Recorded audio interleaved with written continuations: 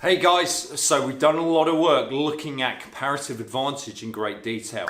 But what is more important? Is it comparative advantage, or is it actually about sustaining long-term international competitiveness for your exports? Let's take a look.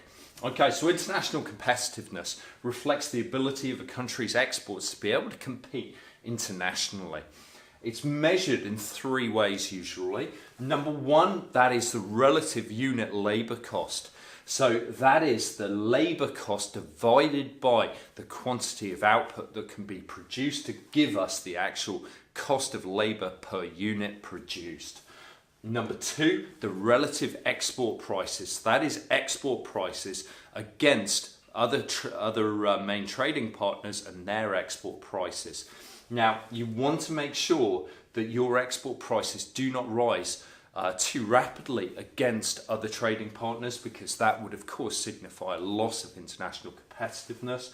And number three, export prices compared to import prices. So if export prices rise, of course, well, that may mean that of course you may not need to actually export as many goods to actually receive a given quantity of imports, but it may signify that your exports are losing price competitiveness in overseas markets. There's a number of factors that go into this.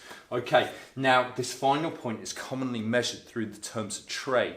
The terms of trade is simply a weighted basket of export prices over the index of import prices multiplied through by 100, and it's something we'll look at in more detail later on.